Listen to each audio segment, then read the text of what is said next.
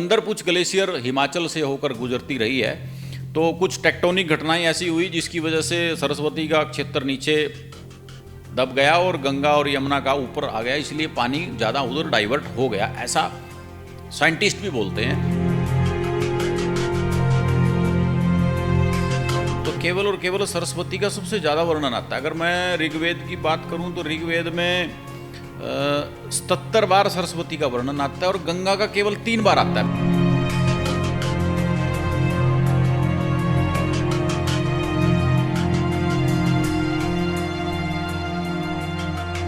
अभी तो administrative approval 387 crore की हमारे पास है और ये जो डैम है ये हिमाचल गवर्नमेंट बनाएगी, बैराज हम बनाएंगे और रिजर्वायर भी हम बना रहे हैं जो करीब करीब 350 एकड़ में रामपुर हेरियां, रामपुर कोम्बियान और छिल्लोर गांव में 3 गांवों की भूमि हमें मिल गई है।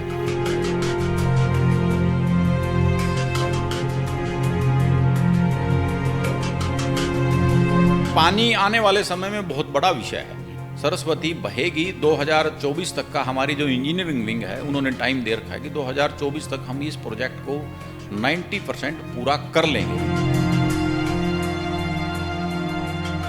सरस्वती इस बात को पुख्ता सबूत के साथ साथ पेश करती है कि जो आर्यन थे यहीं के रहने वाले थे। सरस्वती जो सिंधु सभ्यता बोलते हैं कि सिंधु सभ्यता थी, नहीं, वो सरस्वती सिंधु सभ्यता थी।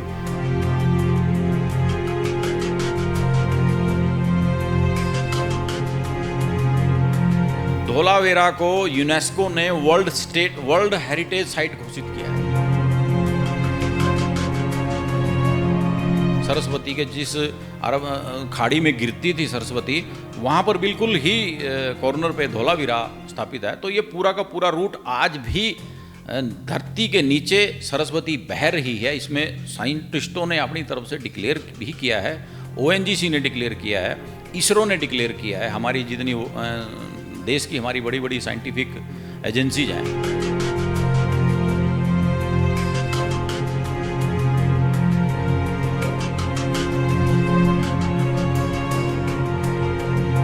हिमाचल सरकार के साथ जब हरियाणा का समझौता हुआ कि सरस्वती नदी जब वापस धरातल पर आ जाएगी तो पर्यटन की संभावनाएं भी बढ़ेंगी, कैसे?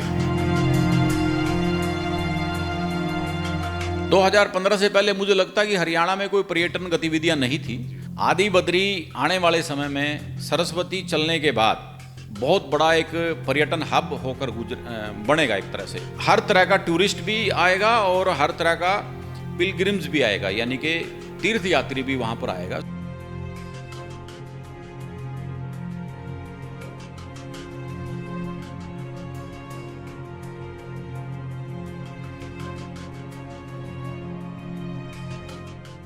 नमस्कार, पंजाब केसरी में आपका स्वागत है। मैं हूं बलवंत अक्षक। वैदिक मंत्रों और पौराणिक पुस्तकों में सरस्वती नदी का जिक्र मिलता है। इस खोई हुई नदी को फिर से धरातल पर लाने के लिए हरियाणा सरकार जुटी हुई है। हिमाचल सरकार भी इस मामले में सहयोग दे रही है। हरियाणा और हिमाचल के बीच इस सरस्वती नदी को फिर से धरातल पर लाने के लिए एक समझौता हुआ है। क्या ये समझौता और इस नदी को वापस प्राप्त करने में कितना खर्चा आएगा, इसी मुद्दे पर आज हम बातचीत करेंगे हरियाणा सरस्वती बोर्ड के डिप्टी चेयरमैन दुम्मन सिंह किरमत से। किरमत साहब, पंजाब केसरी में आपका स्वागत है। जी नमस्कार, धन्यवाद। तो ये जो समझौता हुआ था हिमाचल सरकार और हरियाणा सरकार के बीच, ये क्या है और इस पर कितना खर्चा आएगा?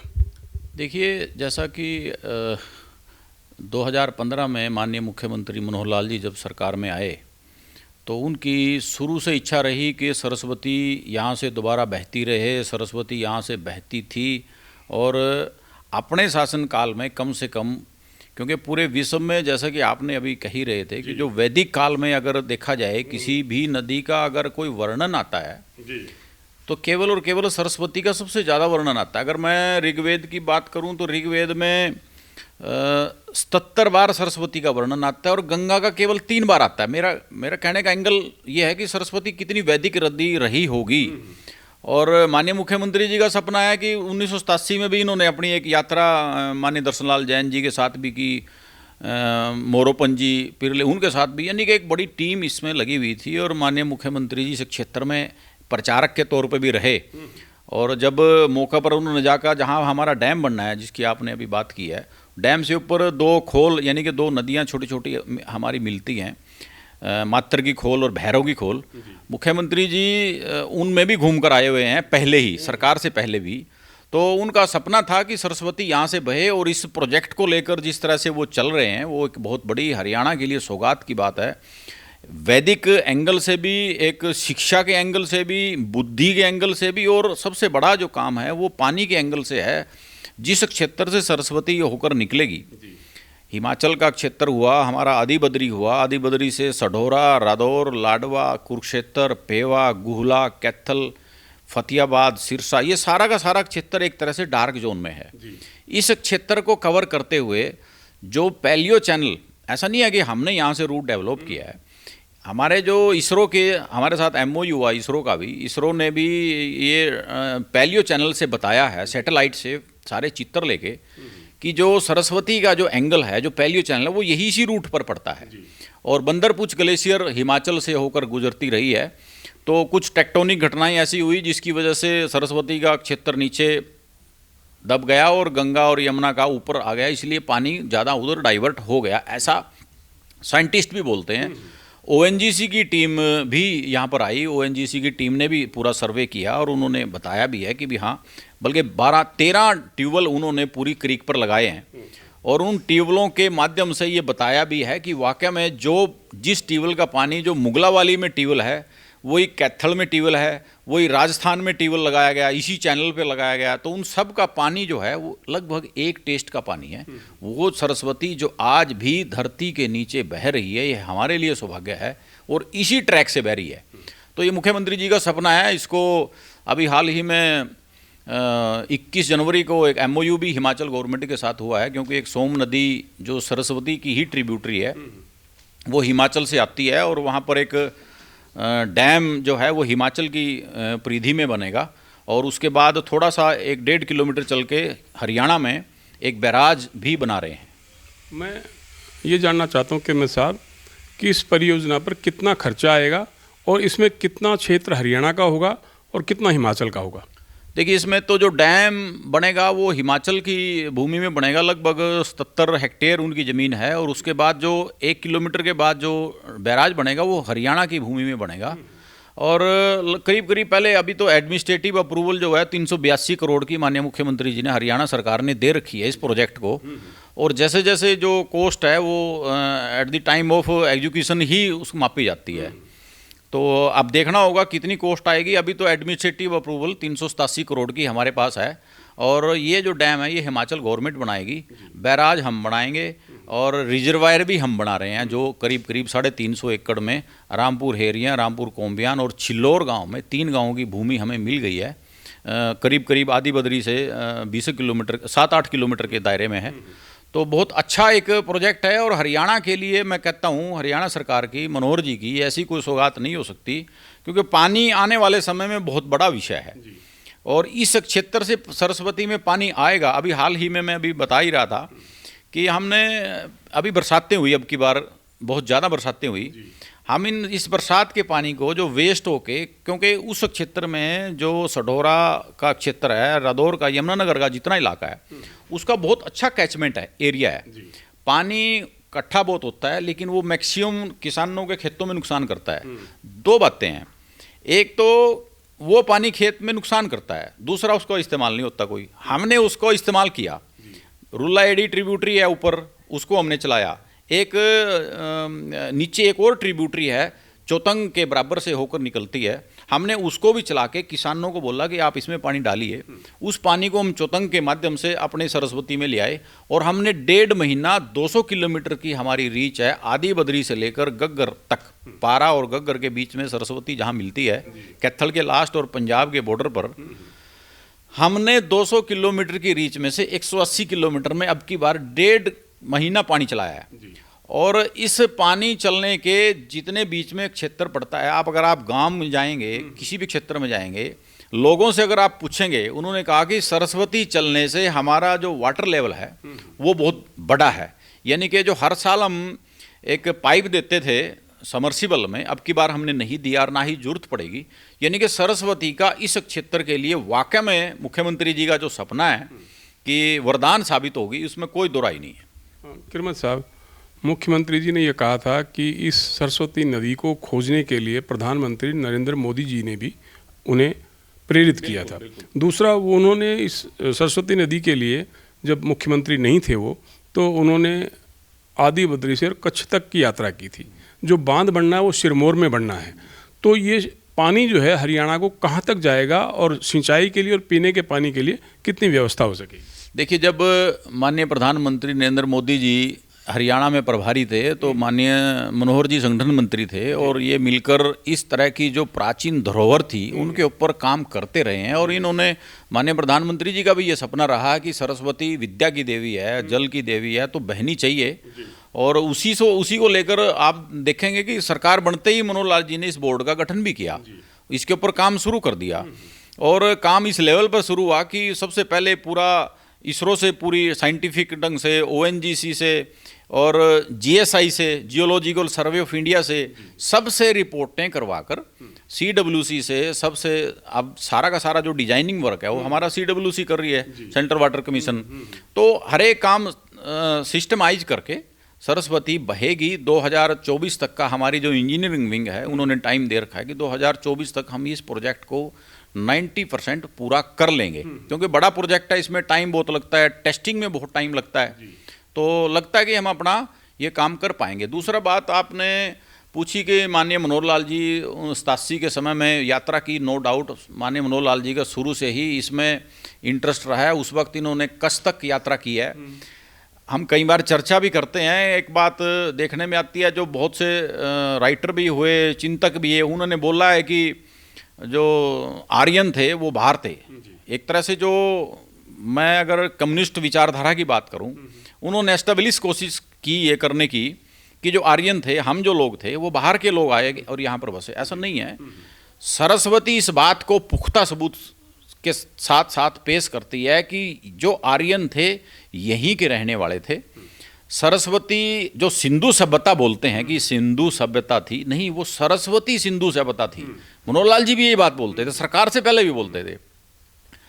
सरस्वती सिंधु सभ्यता के ऊपर जितनी भी संस्कृति हमारी थी वो सारी की सारी इस सभ्यता के ऊपर, इस सरस्वती के ऊपर ही, इसी ट्रैक के ऊपर ही चलिए। अगर आप हरियाणा की बात करें, अभी हमने एक साइट ढूंढी है संधाया में, बिलासपुर में, वो सरस्वती के ऊपर है। कुरुक्षेत्र सरस्वती के ऊपर है, आदि बद्री सरस्वती के ऊपर है, पेवा सरस्वती के ऊपर है, जो 4 स्टेट का पिलग्रिम्स वहाँ पर आता है, वहाँ पर यात्री आते हैं 4 स्टेट का। और उसके बाद अगर आप हरियाणा में बात करें तो राखगढ़ी, बनावली, मोहनजोदड़ो पाकिस्तान में चला गया, हड़प्पा पाकिस्तान में चला गया। उसके बाद अगर आप गुजरात की बात करें तो धोलावीरा सरस्वती के किनारे पर है। और हमारे लिए एक बड़ी खुशखबरी की बात है, माननीय प्रधानमंत्री जी का मैं इसके आपके माध्यम से धन्यवाद भी हमेशा भी करता रहता हूँ। धोलावीरा को यूनेस्को ने वर्ल्ड हेरिटेज साइट घोषित किया है। इससे बड़ा पुख्ता प्रमाण नहीं हो सकता कि यूनेस्को किसी साइट को वर्ल्ड हेरिटेज साइट घोषित करे। ये सारा का सारा जो ट्रैक था ये सरस्वती का ट्रैक है। ये जितनी भी इस तरह की सारी संस्कृतियाँ पनपी हैं सरस्वती के किनारे पर पनपी हैं, क्योंकि लोग वहाँ रहेंगे जहाँ पानी होगा। तो सरस्वती यहाँ बहती रहती थी। तो ये सारी की सारी संस्कृति जो है आज भी, जो मोहनजोदड़ो और हड़प्पा, अगर आप पाकिस्तान के अंदर थोड़ा, मैं आपको नक्शा दिखाऊंगा किसी दिन, आप ऑफिस में आएंगे तो हमारे जो पैलियो चैनल हैं वो पैलियो चैनल पूरे ट्रैक को कवर करते हैं। तो इसमें तो कोई दोहराई नहीं है कि सरस्वती यहाँ से बहती रही है। सरकार की नीयत और मनसा में भी कोई दोहराई नहीं है कि सरस्वती हरियाणा में बहेगी। मैं किरमत साहब ये और जानना चाहता हूँ कि सैटेलाइट के जरिए इस नदी के प्रवाह का पता चला है, तो ये नदी हरियाणा के किस किस जिले को कवर करती थी और ये लुप्त क्यों हो गई? सैटेलाइट के जरिए जो अभी तक हमें पता चला है, ऑलमोस्ट यही रूट है। यमुनानगर जिला है, जो यमुनानगर का आदि बद्री है, हिमाचल का नाहन से अगर शुरू करें, पीछे बंदरपूंछ जो ग्लेशियर है हिमाचल में ऊपर, और यमुनानगर के बाद कुरुक्षेत्र के बाद कैथल के बाद जींद के बाद फतेहाबाद के बाद सिरसा से होती हुई राजस्थान से होती हुई, राजस्थान के भी कुछ ज़िले बीच में पड़ते हैं, गंगानगर है, हनुमानगढ़ है, जैसलमेर है, और उसके बाद गुजरात का जो कच्छ का जो एरिया है जहाँ पर धोलावीरा बिल्कुल सरस्वती के जिस अरब खाड़ी में गिरती थी सरस्वती, वहाँ पर बिल्कुल ही कॉर्नर पे धोलावीरा स्थापित है। तो ये पूरा का पूरा रूट आज भी धरती के नीचे सरस्वती बह रही है। इसमें साइंटिस्टों ने अपनी तरफ से डिक्लेयर भी किया है, ONGC ने डिक्लेयर किया है, इसरो ने डिक्लेयर किया है, हमारी जितनी देश की हमारी बड़ी बड़ी साइंटिफिक एजेंसीज हैं। तो इसमें तो कोई दोराई नहीं है कि सरस्वती यहाँ से बहती रही है। जी। और ये भी कहा गया था हिमाचल सरकार के साथ जब हरियाणा का समझौता हुआ कि सरस्वती नदी जब वापस धरातल पर आ जाएगी तो पर्यटन की संभावनाएं भी बढ़ेंगी। कैसे? बिल्कुल 100% बढ़ेगी। देखिए 2015 से पहले मुझे लगता है कि हरियाणा में कोई पर्यटन गतिविधियां नहीं थी। माननीय मुख्यमंत्री जी का ये उद्देश्य रहता है कि आप सूरजकुंड मेला भी चल रहा है, गीता जयंती इतने बड़े लेवल पर मनाते हैं, सरस्वती महोत्सव इतने बड़े लेवल पर मनाते हैं। आदि बद्री आने वाले समय में सरस्वती चलने के बाद बहुत बड़ा एक पर्यटन हब होकर बनेगा एक तरह से, क्योंकि वहाँ पर टूरिस्ट एक्टिविटी बढ़ेगी, डैम बनेगा, बैराज बनेगा, पानी रुकेगा, वहाँ वोटिंग भी होगी और वहाँ पर हर तरह का टूरिस्ट भी आएगा और हर तरह का पिलग्रिम्स भी आएगा, यानी कि तीर्थ यात्री भी वहाँ पर आएगा। सरस्वती वहाँ से बहती रही है। अभी घाट हमने एक माननीय मुख्यमंत्री जी ने बनवाया था पहले, अभी हमने उसका पानी का भी 1-2 दिन में हम उद्घाटन भी करने वाले हैं। 24 घंटे उस घाट में आदि बद्री में पानी रहेगा। तो मुझे लगता है कि इसमें जिस तरह के सरकार के प्रयास और जिस तरह की सरकार की नीयत है तो 100% हम अपने टारगेट पर पहुंचेंगे। आपने बताया कि 2024 तक इस परियोजना को पूरा कर लिया जाएगा। आमतौर पर सरकारी काम में देरी बहुत होती है, जो तारीखें तय की जाती हैं उनसे कई साल बाद तक काम चलता है। मौजूदा सरकार की तो ये योजना है कि नदी 24 तक पूरा हो, और आपने भी कहा है 24 तक पूरा करने की कोशिश करेंगे। अगर 24 तक आपकी इस परियोजना पूरी नहीं होती और सरकार मान लीजिए कोई दूसरी आ जाती है, तो क्या ये योजना जारी रहेगी या ठप हो जाएगी, या जितना पैसा लगेगा वो सब पानी में बह जाएगा? हमने लोगों को ये बताया सबसे पहले कि ये माँ सरस्वती आपके बीच से बह रही है, आप इसको आस्था के केंद्र से देखिए। मुख्यमंत्री जी का और सरकार का और हमारा और सारी जनता का अब हमने 2 महोत्सव मनाए हैं। इस हमारी सरस्वती की करीब पर करीब 122 गांव पड़ते हैं अप टू गग्गर तक, 77 मंदिर हैं, 23 शमशान घाट हैं। उन सब में कार्यक्रम मंदिरों में और घाटों पर कार्यक्रम हुए हैं। 22 घाट हमने बनाए हुए हैं, प्राचीन मंदिर हैं। हर गांव में अब की बार हमने लोगों से बसंत पंचमी के अवसर पर लड्डू बंटवाए, पीले चावल के त्यौहार मनवाया, भंडारे करवा के, यानी कि हमने लोगों में एक भावना पैदा की है कि ये सरस्वती बह रही है, हमारी माता है, हमने इस सरस्वती का ही यहाँ से आचमन करना है अगर जल बहेगा। तो मुझे ऐसा कि आपने पूछा कि अगली सरकार आए प्रोजेक्ट पूरा ना हो, मुझे लगता है ऐसा नहीं है कि 24 तक ना पूरा होगा। बड़ी हमारे लिए खुशकिस्मती की बात है कि मुख्यमंत्री जी का और हिमाचल में भी हमारी सरकार है, दोनों का बड़ा अच्छा तालमेल है और दोनों बड़े मन से इस प्रोजेक्ट को लगे हुए हैं। और पूरी जो हमारी एग्जीक्यूटिंग विंग है, हमारे एक सरस्वती सर्कल हमने एग्जीक्यूटिंग विंग इरिगेशन की दे रखी है, वो भी बड़े मन से लगे हुए हैं। अभी CWC से हमारा फाइनल डिजाइन जो है डैम का भी और बैराज का भी और रिजर्वायर का भी आ जाएगा, तो जल्दी ही हम इसी साल में काम शुरू कर देंगे। ये बात हमारी जो एग्जीक्यूटिंग विंग है वो हमें बताती है। शुक्रिया किरमित साहब पंजाब केसरी बातचीत के लिए। बहुत बहुत धन्यवाद। एक मैं आपके माध्यम से कहूँगा, हम एक कार्यक्रम हमने शुरू किया अभी 22 विश्व जल दिवस था कि हम नदियों को एक तरह से पोल्यूट कर रहे हैं। जो नदियों का इकोसिस्टम होता था वो हमने डिस्टर्ब कर दिया केमिकल इस्तेमाल करके। ना केवल केमिकल किसान इस्तेमाल करता है, उससे ज़्यादा केमिकल हम अपने घर में इस्तेमाल करते हैं और सुबह शुरू करते हैं, चाहे वो साबुन लगाएं, चाहे सेब बनाएं, ब्रश करें, पाउडर लगाएं, सेंट लगाएं, कुछ भी करें, डिटर्जेंट इस्तेमाल करें। हम हर घर में हर एक व्यक्ति ऐसा केमिकल इस्तेमाल करता है जो पानी के इकोसिस्टम को ख़राब करता है। पानी का इकोसिस्टम ख़राब होने की वजह से जो नदियों में केंचुए, कछुए, सांप, बिच्छू, जो प्रकृति को बरकरार रखते थे पानी की और नदी की, उसको हमने डिस्टर्ब कर दिया, सब मर गए हैं। हमने ये आग्रह किया है, हमने एक निवेदन किया है कि आप कम से कम सप्ताह में 1 दिन, जी तो आप ज़्यादा सकते हो, सप्ताह में 1 दिन आप इको फ्रेंडली लाइफ जिएँ, टॉक्सिन फ्री लाइफ जिएँ, रसायन मुक्त जीवन जिएँ, साबुन ना लगाएं, ब्रश इस टाइप से दातुन कर लें। अल्टरनेट है, हमारे बुजुर्ग 100 साल जीते थे, वो जीतते इसलिए थे क्योंकि वो केमिकल इस्तेमाल नहीं करते थे। हम सुबह से केमिकल शुरू कर देते हैं, शैम्पू से लेकर नीचे तक। तो बड़ा अब की बार हमने ये ऐसा किया। आपके माध्यम से मेरा सबसे निवेदन है कि हमारा change.org पर हमने एक साइट डेवलप की है हस्ताक्षर के लिए, टेक ए प्लेज कि मैं एक दिन टॉक्सिन फ्री लाइफ जीऊँगा। आपको भी मैं लिंक दूंगा, आप मेरी फेसबुक पर सर्च जाकर भी ऐसा कर सकते हैं। तो ये थे हरियाणा सरस्वती बोर्ड के डिप्टी चेयरमैन धुम्मन सिंह किरमच, जिनका ये मानना है कि विलुप्त नदी सरस्वती को धरातल पर लाने की योजना पर काम जारी है और अगले 3 साल में ये काम पूरा कर लिया जाएगा। पंजाब केसरी के लिए कैमरामैन अमित के साथ बलवंत तक्षक, चंडीगढ़।